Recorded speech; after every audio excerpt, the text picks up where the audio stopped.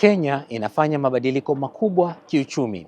Rais wa nchi hiyo William Ruto ametangaza marufuku ya kusafirisha madini ghafi nje ya nchi. Akizungumza katika kongamano la Africa We Build jijini Nairobi, Rais Ruto alisema enzi ya usafirishaji wa maliasili ambazo hazijachakatwa nje ya nchi lazima zifike kikomo, akisema kuwa tabia hiyo kihistoria imenyima Kenya kazi, ukuzaji wa teknolojia na mapato ya juu.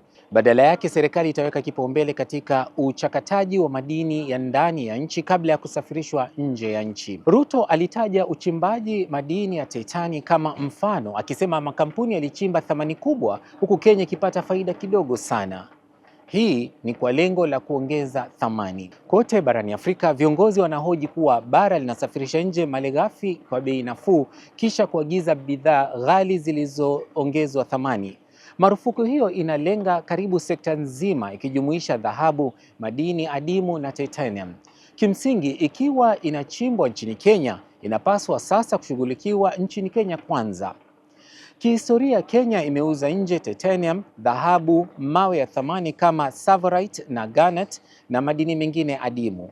Mengi kati yao yanauzwa nje bila kuongezewa thamani, ikimaanisha kwamba Kenya inapata mapato kidogo kuliko uwezo wake. Uchakataji mdogo wa kiwango cha chini upo kama vile soda ash, madini yanayohusiana na saruji au chokaa na usafirishaji mdogo wa dhahabu. Lakini kwa ujumla uwezo wa kuchakata bado uko chini, na hilo ndilo sasa sera hii inataka kubadilisha.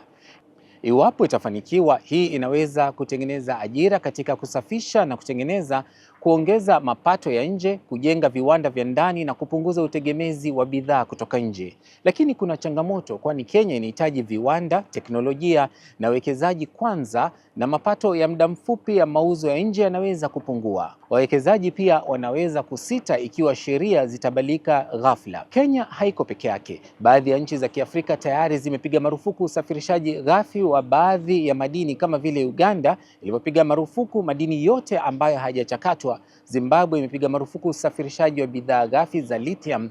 Ghana inahimiza usafishaji wa dhahabu wa ndani, na Afrika Kusini ina sera za muda mrefu za kufaidisha viwanda vya madini vya ndani.